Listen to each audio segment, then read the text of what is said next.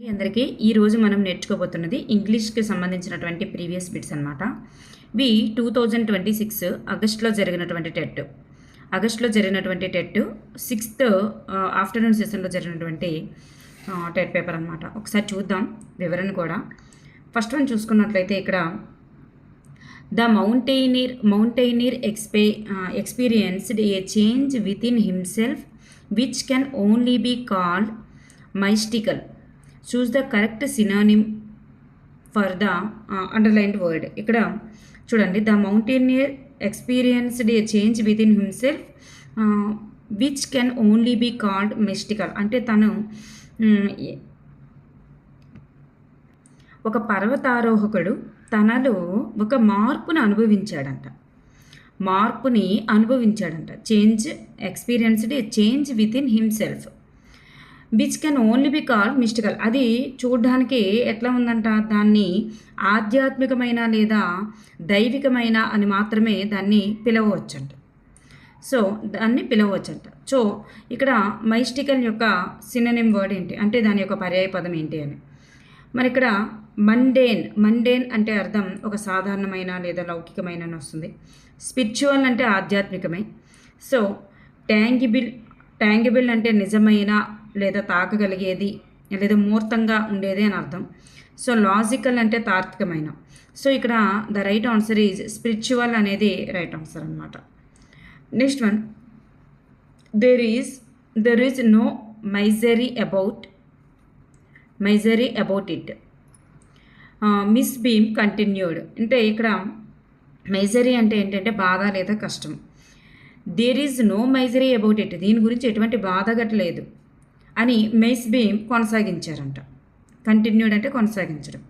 So choose the correct antonym word. వ్యతిరేక పదం ఏంటి మైజరీకి అంటే ఇక్కడ బాధ లేదా కష్టం కదా మైజరీ అంటే, మరి దానికి ఆపోజిట్గా రావాలి. గ్లూమ్ అంటే చీకటి లేదా నిరాశ అని మీనింగ్. యాంగ్జైటీ అంటే మనకు తెలుసు, యాంగ్జైటీగా అంటే కొంచెం యాంగ్జైటీ అంటే ఇది యాంగ్జైటీ అనేటటువంటిది ఆందోళన అని అర్థం. సీక్రెట్ అంటే రహస్యం. కాంటెంట్మెంట్ అంటే ఆనందం లేదా సంతృప్తి. సో దీనికి రైట్ ఆన్సర్ ఏమవుతుంది, కష్టము లేదా బాధకి ఆనందం లేదా సంతృప్తి అనేది రైట్ ఆన్సర్ అవుతుంది. Next one, identify the word with correct స్పెల్లింగ్తో ఉన్నటువంటి వర్డ్ ఏంటి. కాన్షియన్షియస్ ఆప్షన్ 3 అనేది right answer. Choose the term that refers to a person who hates women. చూడండి, choose the term that refers to a person who hates women అంటే స్త్రీలను ద్వేషించేటటువంటి వ్యక్తిని ఏమని పిలుస్తారు.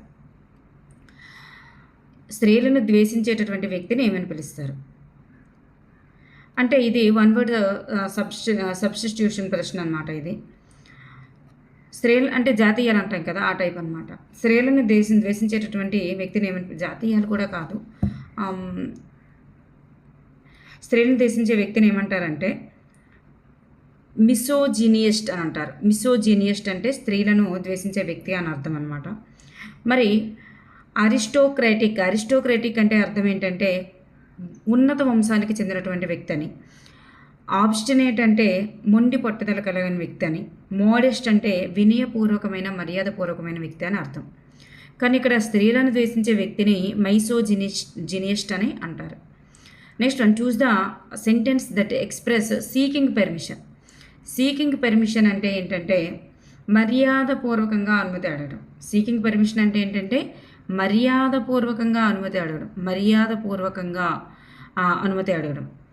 సో ఆ టైప్గా రావాలి అంటే ఆప్షన్ 1 మాత్రమే రైట్ ఆన్సర్. మే కమిన్ అంటే అది మర్యాదపూర్వకంగా ఉంటుందన్నమాట. నేను లోపలికి రావచ్చా అనేది. యూ మే లీవ్ నౌ అంటే నీవు ఇప్పుడు వదిలి వెళ్ళిపోవచ్చు, నువ్వు వెళ్ళవచ్చు.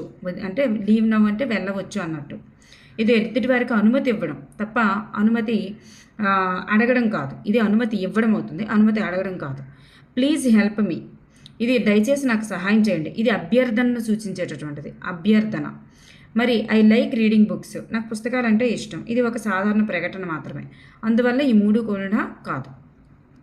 Next one, when you make an appeal to someone it is generally ARN.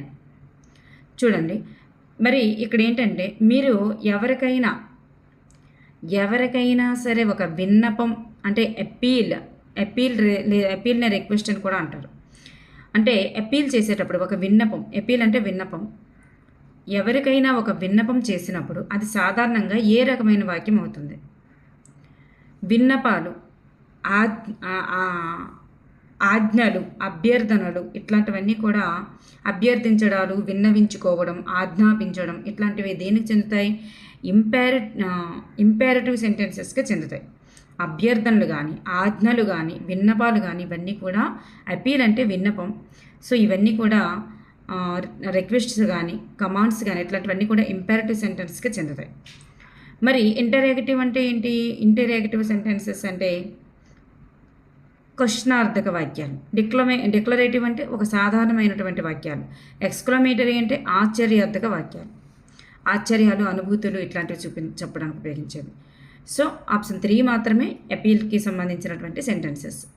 Next one, choose the right sentence regarding use of a కామాని యూజ్ చేసి choose the right sentence regarding use of a కామాని మనం ఏ సమయాల్లో use చేస్తాం? మరి కామాని తెలుగులో ఎక్కడ యూజ్ చేస్తాం?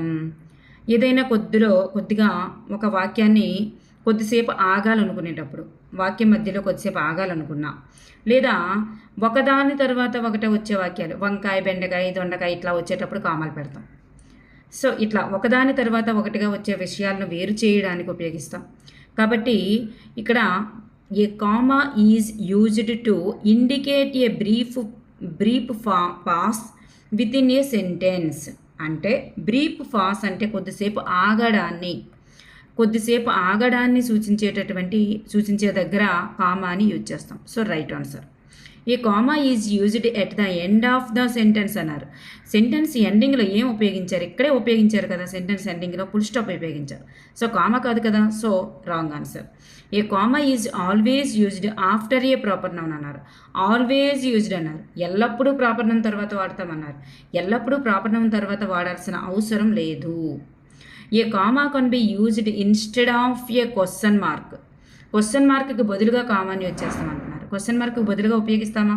సో ఇది కూడా రాంగ్ అనమాట. ఆప్షన్ 1 మాత్రమే సరైనది.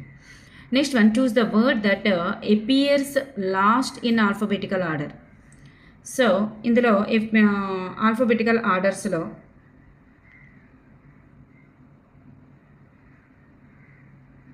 అపియర్స్ లాస్ట్ అంటే లాస్ట్ చివరిగా వచ్చేటటువంటి పదం ఏంటి అని అడుగుతున్నారు. ఇందులో చివరిగా వచ్చేటటువంటి పదం ఏంటి అవుతుంది? చూడండి, ఇట్లో పిఆర్ఈ తీసినాక ఆర్ ఫస్ట్ వచ్చింది కాబట్టి ఇది ఫస్ట్ వస్తుంది. ఆర్ ఫస్ట్ వస్తుంది. తర్వాత ఎస్లో తర్వాత వస్తాయి. ఎస్ తర్వాత మూడింటికి ఎస్లు ఉన్నాయి. తర్వాత సిఐలో సి ఫస్ట్ వస్తుంది కాబట్టి ఇది సెకండ్ వస్తుంది. నెక్స్ట్ ఇది థర్డ్ వస్తుంది. ఇది లాస్ట్ వన్ ఫోర్త్ వస్తుంది. సో ఆప్షన్ 4 మాత్రమే సరి అయినది. అక్షరాల క్రమం ప్రకారం choose the grammatically correct sentence. క్రింది వారిలో గ్రామటికల్లీ కరెక్ట్ సెంటెన్స్ ఏంటి? ఇక్కడ వన్ అమాంగ్ అని వచ్చాయి. చూద్దాం. వన్ ఆఫ్ అనేది వచ్చిందనుకోండి, అక్కడ దానికి అర్థం ఏంటి? వన్ ఆఫ్ అంటే మిగిలిన వాటిలో ఇది ఒక్కటి మాత్రమే అనేటటువంటి మీనింగ్ వస్తుంది. వన్ ఆఫ్ అంటే 2 ముఖ్యమైన విషయాలు గుర్తుపెట్టుకోవాలి. ఏంటి? దాని పక్కన ఎప్పుడు కూడా వన్ ఆఫ్ పక్కన ఎప్పుడు కూడా నౌన్ అనేది బహువచనంలోనే ఉండాలి. ఫ్రెండ్స్, ఇక్కడ చూసారా, వన్ ఆఫ్ మై ఫ్రెండ్స్ అంటే మిగతా ఫ్రెండ్స్ అందరిలో ఈ ఫ్రెండ్ మాత్రమే అని అర్థం. వన్ ఆఫ్ మై ఫ్రెండ్స్, నాకున్నటువంటి ఫ్రెండ్స్ అందరిలో వీడు మాత్రమే అని అర్థం. So one of my friend అనకూడదు. అంటే ఫ్రెండ్స్ అందరిలో వీరిని డిఫరెంట్ చేసి చెప్తున్నారు కాబట్టి వన్ ఆఫ్ మై ఫ్రెండ్స్ అని రావాలి. అందువల్ల ఇది సరికాదు. మరి వన్ ఆఫ్ మై ఫ్రెండ్స్ అని వచ్చింది ఇది కూడా. నెక్స్ట్ చూద్దాం. తర్వాత ఏంటి రావాలి? ఎప్పుడు కూడా హెల్పింగ్ వర్డ్ ఎప్పుడు కూడా ఈజ్ రావాలి, సింగులర్ వర్బ్ రావాలి. ఇక్కడ ప్లూరల్ వచ్చింది కాబట్టి ఇది wrong answer. So one of my friends is a doctor అనేది right answer. One among my friends are doctor అనేది రాంగ్ ఆన్సరే ఇది కూడా. మరి ఓకే అండి. Next one which of the following is essential an invitation. చూడండి, ఎసెన్షియల్ ఇన్ ఎన్ ఇన్విటేషన్ అంటే ఆహ్వాన పత్రికలు అని అర్థం. ఆహ్వాన పత్రికలు, ఏదైనా పెళ్లి, పేరంటకం ఇట్లాంటి ఆహ్వానాలు పత్రికలు, పెళ్లికి సంబంధించిన ఆహ్వాన పత్రిక ఎట్లా ఉంటుంది, దానిపైన మనం ముందుగా పత్రిక చూసిన వెంబటే అసలు మ్యారేజ్ ఎప్పుడు, ఎక్కడ జరుగుతుంది అట్లాంటివి వెతుకుతాం. ఫస్ట్ ఎప్పుడు జరుగుతుంది అనేది డేట్ చూస్తాము, ఎక్కడ జరుగుతుంది అనేది కూడా డేట్ చూస్తాం. సో అందువల్ల ఆహ్వాన పత్రికకు మనకి ఇంపార్టెంట్ అయినటువంటివి ఏంటి అంటే date, time, venue. Date, time, venue అనేది ఇంపార్టెంట్. స్టోరీ ఎండింగ్ అంటున్నారు, కథ ముగింపు అనేది అవసరమవుతుందా, మనకు అంత ఇంపార్టెంట్గా చూడం. మరి ఇది కథల్లో ఇంపార్టెంట్ తప్ప ఇక్కడ కాదు. వెదర్ రిపోర్ట్, వాతావరణ నివేదిక ఇంపార్టెంట్? నో. ఇల్లుస్ట్రేషన్స్ అంటే చిత్రాలు లేదా బొమ్మలు లేదా అలంకరణ కోసం ఉపయోగించేటటువంటివి. ఇట్లాంటి చిత్రాలు, బొమ్మలు, మంచి మంచి ఫొటోస్ కోసం చూస్తామా ఫస్ట్, అవి తప్పనిసరిగా ఉండాల్సిన అవసరం కూడా లేదు. తప్పనిసరిగా అంటే ఫోటోలు ఉన్నంత మాత్రాన అది ఆహ్వాన పత్రిక ఇంపార్టెంట్ ఇవ్వదు. డేటు, టైము, వెన్యూ అనేది మోస్ట్ ఇంపార్టెంట్గా ఉండాలన్నమాట. నెక్స్ట్ వన్ చూస్తే identify the linker that does not express contrast. Contrast అంటే ఏంటి? విరుద్ధ వాక్యాలు. విరుద్ధ వాక్యాలు అంటే రెండు వాక్యాలు, నేను బాగా హార్డ్ వర్క్ చేశాను కానీ మంచి మార్క్స్ వచ్చాయి, హార్డ్ వర్క్ చేయలేదు కానీ మంచి మార్క్స్ వచ్చాయి. ఈరోజు వెదర్ ఎండగానే ఉంది కానీ వర్షం పడుతుంది అంటే దానికి విరుద్ధం, వ్యతిరేకమైనటువంటిగా రావాలన్నమాట. వ్యతిరేకమైనటువంటివి, నాకు ఈరోజు ఫుడ్ బాగా నచ్చలేదు కానీ ఎక్కువ తినేసాను, ఇట్లా అంటే విరుద్ధమైనటువంటి వాక్యాలు, రెండుకు ఒకదానికొకటి వ్యతిరేకంగా ఉండాలి. అలాంటప్పుడు అలాంటి వాక్యాలను ఏమంటారంటే కాంట్రాస్ట్ వాక్యాలు అంటారు. కాంట్రాస్ట్ వాక్యాలకి లింకర్స్గా ఏం ఉపయోగిస్తారు? However, one of the other hand, on the other hand, అలాగే ఆన్ ద కాంట్రరీ. ఈ మూడు కూడా విరుద్ధ వాక్యాలకు ఉపయోగించేవి. కానీ ఇన్ ఎడిషన్ టు అంటే దీనితో పాటు అది కూడా. ఇన్ ఎడిషన్ టు అంటే అర్థం ఏంటి? దీంతో పాటు అది కూడా అని. దీన్ని ఎక్కడికి ఉపయోగిస్తారు దీంతో పాటు అది కూడా అనేది? మరి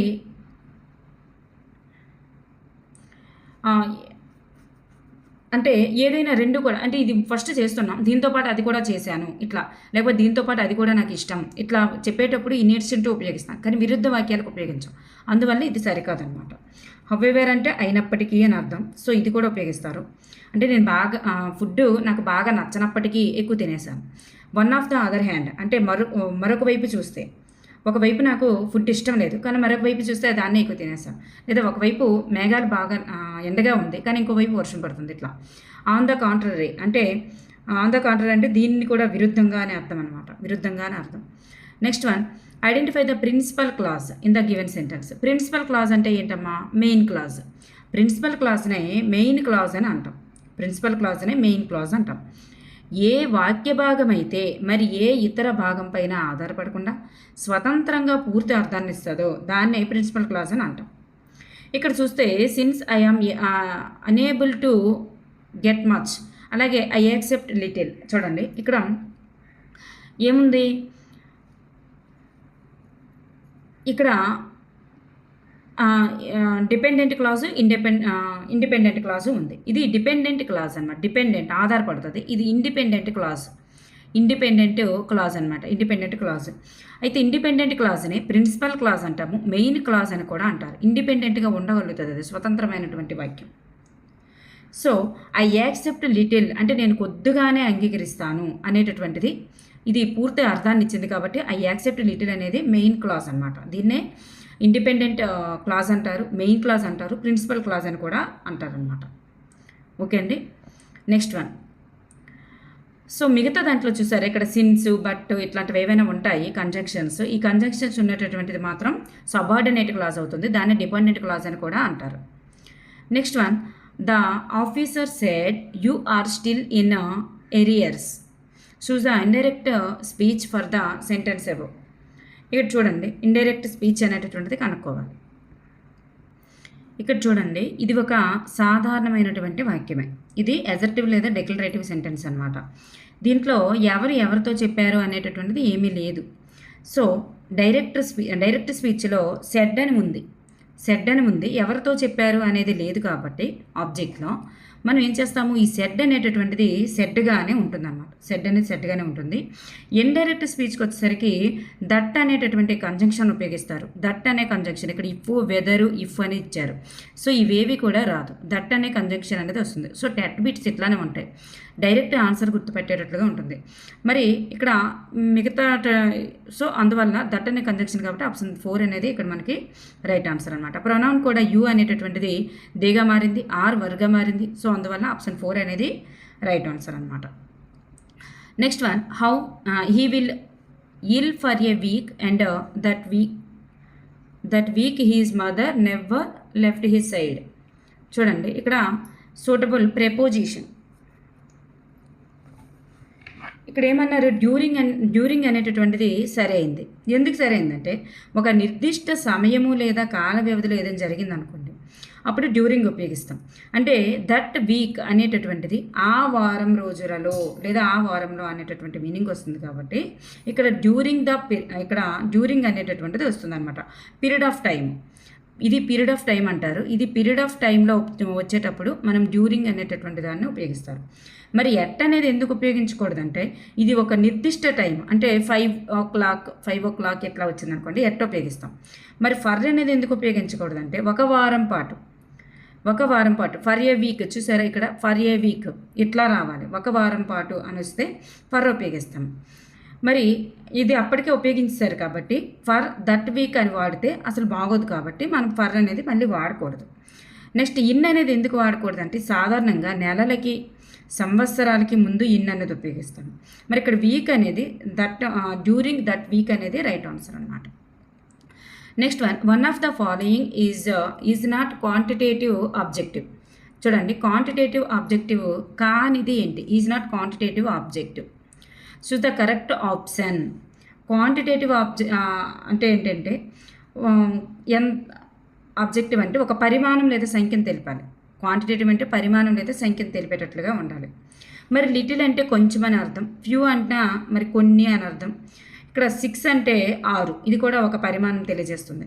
మరి ఓవల్ అంటే అర్థం వావల్ అనేటటువంటిది ఒక ఆకారాన్ని లేదా గుణాన్ని తెలియజేస్తుంది, ఆకారాన్ని తెలియజేస్తుంది.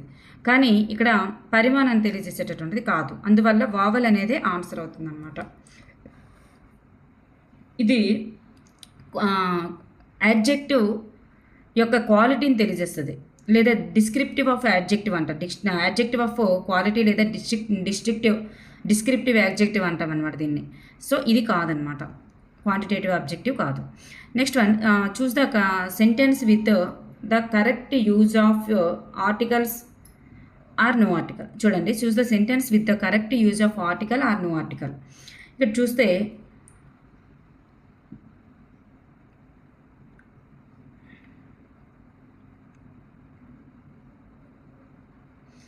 ఇక్కడ ఆర్టికల్ ఉపయోగించడం కానీ నో ఆర్టికల్ ఉపయోగించడం కానీ ఏది కరెక్ట్గా ఉంది అని అడుగుతున్నారు.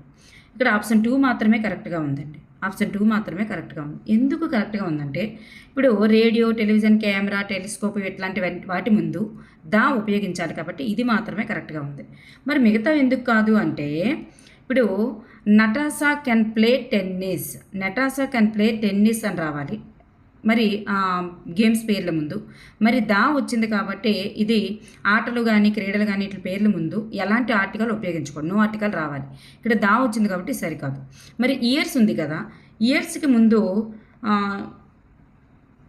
Rutherford split the atom in 1911 అని వచ్చింది. మరి స్ప్లిట్టింగ్ ద ఆటమ్ అనేటటువంటిది వాడాలి. మరి యాన్ ఆటమ్ అని వాడితే ఏదో ఒక సాధారణ పరమాణువు అనే అర్థం వస్తుంది. అందువల్ల ఇక్కడ స్ప్లిట్టింగ్ ద అనేటటువంటిది రావాలి కాబట్టి ఇది మరి సరికాదు. Life in old days was hard. చూడండి ఇక్కడ చూస్తే గతం రోజులు అనేవి చాలా నిర్దిష్ట కాలాన్ని సూచిస్తుంది కాబట్టి ఒక నిర్దిష్టమైన కాలాన్ని సూచిస్తాయి కాబట్టి ఇక్కడ ఏంటంటే దా అనేటటువంటిది రావాలి. సో అందువల్ల ఇక్కడ దా అనేది రావాలి. అందువల్ల లైఫ్ ఇన్ ఇక్కడ రావాలి దా అనేటటువంటి, life in the old days was hard అనేటటువంటిది రావాలి. అందువల్ల ఇది కూడా సరికాదు, ఆప్షన్ 2 మాత్రమే సరి అనేది. Next one, choose the correct word to complete the idiom. జాతీయాలండి. మరి ఇక్కడ ఎటువంటి జాతీయం వస్తుందో అది ఫిల్ చేయాలి. If you know a place very well you know it like the back of your. చూడండి ఇక్కడ ఏమడుతున్నారంటే ఒక ప్రదేశం లేదా విషయం గురించి పూర్తి అవగాహన కలిగి ఉండడం, అంగుళం క్షుణ్ణంగా తెలిసి ఉండడం. చూడండి అంటే హ్యాండ్ అనేటటువంటిది వస్తుందన్నమాట ఇక్కడ. అంటే కరతామలకం అంటారు కదా తెలుగులో, అదనమాట కరతామలకం తెలుగులో. అంటే చేతి రేఖల్లాగా తెలియజేయడం. అంటే ఇంగ్లీష్లో కూడా దీన్ని అరిచేతి వెనక భాగం అనే మీనింగ్ వస్తుంది. కాబట్టి మనకి ఎంత బాగా గుర్తుంటుందో అంత బాగా ఒక ప్రదేశం తెలుసని చెప్పడానికి ఉపయోగించేటటువంటిది అనమాట. ఒక ప్రదేశం అనే విషయం గురించి పూర్తి అవగాహన కలిగి ఉండడం, లేదా ప్రతి అంగుళం కూడా నాకు తెలుసు అనేటప్పుడు కరతామలకం అనేటటువంటిది ఉపయోగిస్తాం కదా. So back of your hand అనేటటువంటిది, బ్యాక్ ఆఫ్ యువర్ హ్యాండ్ అనేది ఇక్కడ రైట్ ఆన్సర్ అనమాట. Next one, the continued talking even though I asked to stop. Choose the correct phrasal verb for the underlined word. దీనికి సరైనటువంటి phrasal verb ఏంటి? మరి ఇక్కడ continued అంటే కంటిన్యూడ్కి సరైన phrasal verb went on అండి. went on. He went on talking even though I asked to stop. went on ఎందుకే సరైందంటే go on అనేటటువంటిది గో ఆన్కి మరి భూతకాలం వచ్చేటటువంటిది వెంట ఆన్. అందువల్ల ఒక పనిని తప్పకుండా కొనసాగించడం అనేటప్పుడు వెంట ఆన్ అనేది ఉపయోగించాలి. మరి హెల్డ్ ఆన్ అంటే ఏంటంటే వేచి ఉండడం, కాబట్టి ఇది సరికాదు. వేచి ఉండడం లేదా గట్టిగా పట్టుకోవడం అనే మీనింగ్ వస్తుంది. మరి గేవ్ ఆన్ అంటే ఇది లొంగిపోవడం. గివ్ ఇన్ లేదా గేవ్ ఆన్ అంటే లొంగిపోవడం. లెట్ ఆన్ అంటే రహస్యాన్ని బయటపెట్టేయడం. అందువల్ల ఆప్షన్ 2 మాత్రమే ఇక్కడ సరైనది. Next one, don't touch this switch. ఈ స్విచ్ని అసలు టచ్ చేయొద్దు.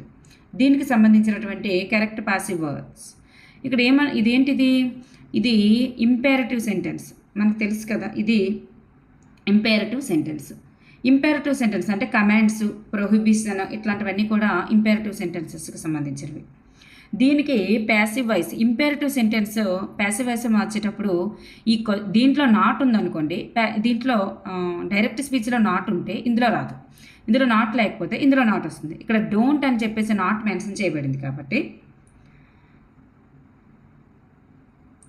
ఆల్రెడీ ఇది నెగిటివ్ వర్డ్ దీంట్లో ఉంది. కాబట్టి పాసివ్ వాయిస్లోకి మార్చేటప్పుడు ఎట్లా వస్తుందంటే దీంట్లో లెట్ అనేటటువంటిది వస్తుందండి. లెట్ అనేటటువంటిది వస్తుంది. లెట్ ఉపయోగించి let not this switch be touched లేదా let this switch not be touched. Sorry, ఇక్కడ నాట్ వచ్చింది కాబట్టి ఇక్కడ కూడా నాట్ వస్తుంది. Sorry for that. ఇందులో కూడా నాట్ వస్తుంది. కానీ ఎట్లా వస్తుందంటే ఇలా వస్తుంది. లేదా ఒక పనిని చేయవద్దని గట్టిగా చెప్పేటప్పుడు ఎలా వస్తుందంటే ఫస్ట్ సబ్జెక్ట్ వస్తుంది. సబ్జెక్ట్ ఏంటి? దిస్ స్విచ్ అనేది సబ్జెక్ట్ కదా, దిస్ స్విచ్. తర్వాత వెబ్ నెగిటివ్లో ఉంది కాబట్టి ఈజ్ నాట్ అని రావాలి. This switch is not. తర్వాత స్ట్రక్చర్ ఎట్లా రావాలి? టు బీ టచ్డ్ అని రావాలి. టు బీ టచ్డ్ అని రావాలి. ఈ విధంగా ఆప్షన్ 1 అనేటటువంటిది right answer. This switch is not to be touched అనేది రైట్ ఆన్సర్ అనమాట. లెట్ను ఉపయోగించైనా ఆన్సర్ అవ్వాలి. లెట్ ఉపయోగించి మనకి రాలేదు కాబట్టి ఇట్లా సబ్జెక్ట్తో మొదలయ్యేటట్లుగా మనం రాయాలన్నమాట. మరి అందువల్ల ఆప్షన్ 1 అనేది ఇక్కడ right answer. Next one, identify the sentence that uses simple present tense correctly. Simple present tense అనేటటువంటిది క్రింది వాటిలో ఏది కరెక్ట్గా ఉంది? Simple present tense. Simple present tense దాని నియమం ఎట్లా ఉంటుందండి? సింపుల్ ప్రెజెంట్ టెన్స్ నియమం ఎట్లా ఉంటుందంటే third person singular he, she, it అనేటటువంటిది రావాలి. వెబ్కి ఎస్ కానీ ఈఎస్ కానీ చేరాలి. వెబ్కి ఎస్ కానీ ఈఎస్ కానీ చేరాలి. అందువల్ల ఇక్కడ ఆప్షన్ 4 అనేటటువంటిది రైట్ ఆన్సర్. స్టాప్స్ వెబ్కి ఎస్ కానీ ఈఎస్ కానీ చేరింది కాబట్టి ఆప్షన్ 4 అనేటటువంటిది రైట్ ఆన్సర్ అనమాట.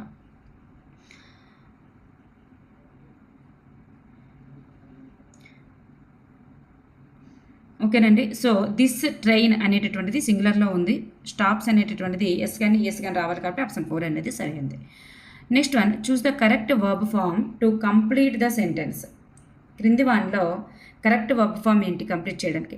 What was the party like. ఈ పార్టీ ఎట్లా ఉంది? పార్టీ ఎలా నచ్చింది? నీకు ఎలా అనిపించింది? మరి హో be dash a great time ఇట్లా వచ్చింది చూసారా? అంటే ఇక్కడ వ్యక్తి వజ్ అనేటటువంటి వ్యక్తి అడిగిన ప్రశ్నలో వజ్ అనేది ఉంది కదా, వ్యక్తి అడిగే ప్రశ్నలో వజ్ అనేటటువంటిది ఉంది. మరి what was the party like అంటే అక్కడ భూతకాలాన్ని సూచిస్తుంది. పార్టీ ఇప్పటికే జరిగిపోయింది కదా, జరిగిపోయింది. What was the party like అంటే జరిగిపోయింది. దాన్ని చెప్పే సమాధానం కూడా ఎట్లా రావాలి, జరిగిపోయినట్లుగానే రావాలి. అంటే భూతకాలంలోనే, అంటే పాస్ట్ టెన్స్లోనే రావాలి. ఇక్కడ పాస్ట్ టెన్స్లో ఉంది కాబట్టి ఇది కూడా పాస్ట్ టెన్స్లోనే రావాలి. మరి ఇది కంటిన్యూస్లో ఉంది, ఇది ఫ్యూచర్లో ఉంది, ఇది ప్రజెంట్ టెన్స్లో ఉంది. కాబట్టి ఫాస్ట్ టెన్స్ని సూచించేది ఇది ఒక్కటి మాత్రమే, కాబట్టి హ్యాడ్ మాత్రమే వస్తుంది. ఆప్షన్ బిలో హ్యాడ్ మాత్రమే వస్తుందన్నమాట.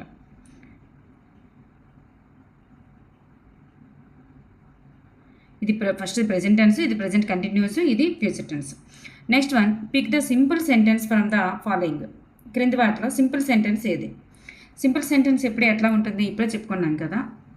సింపుల్ సెంటెన్స్ ఎట్లా ఉంటుంది, సామాన్య వాక్యం అంటే ఇది కేవలం ఒకే ఒక ఇండిపెండెంట్ క్లాస్ కలిగి ఉంటుందండి. ఒకే ఒక ఇండిపెండెంట్ క్లాస్ కలిగి ఉంటుంది, అదే సింపుల్ సెంటెన్స్.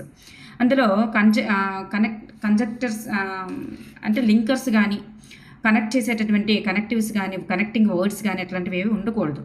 ఇక్కడ బట్ అనేది రెండు విరుద్ధ వాక్యాలను కలిపేటటువంటి కంజంక్షన్. సో ఇది బట్ట కలిగి ఉంది కాబట్టి కంజంక్షన్ కలిగి ఉండకూడదు. సింపుల్ సెంటెన్స్ అంటే సాధారణ వాక్యం ఎట్లా ఉండాలి, అది రెండు సెంటెన్సెస్ని కలిపేటట్లుగా ఉండకూడదు, సింగిల్ సెంటెన్స్లో ఉండాలి. ఇక్కడ వెరీ అనేది కూడా రెండు సెంటెన్సెస్ని కలిపేదే. మరి ఇక్కడ ఆఫెన్ అనేటటువంటిది, ఎండ్ అనేటటువంటిది కూడా రెండు వాక్యాలని కలిపేవి. మరి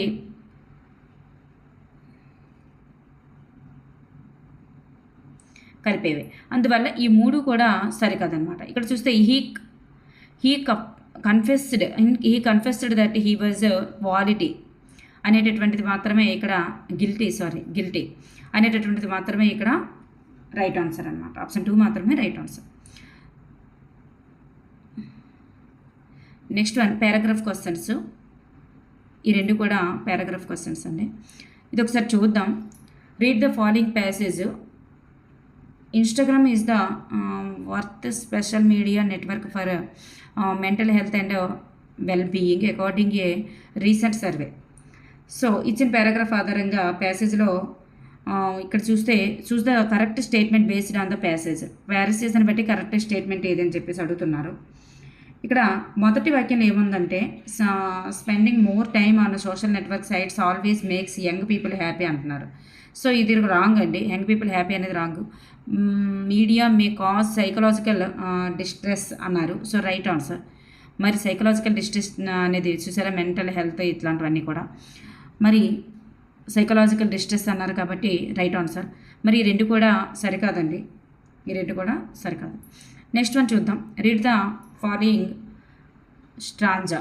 ఇక్కడ చూస్తే now the answer following question. Mister Renard is a. ఇక్కడ చూసారా, మిస్టర్ రెనార్డ్ ద ఫాక్స్ అని చెప్పేసి ఇక్కడ ఇవ్వడం జరిగింది. Renard the fox looked up at him అని. అంటే ఇక్కడ రెండవ లైన్స్ ఒకసారి గమనిస్తే Renard's the fox looked at him అని స్పష్టంగా ఇవ్వబడింది. సో రెనార్డ్స్ అనేది ఆ నక్క యొక్క పేరు అనమాట. రెనార్డ్స్ అనేది ఆ నక్క యొక్క పేరు. సో రెనార్డ్స్ ఈజ్ ఏ ఫాక్స్ అనేది రైట్ ఆన్సర్. ఓకే అండి, నెక్స్ట్ చూద్దాం.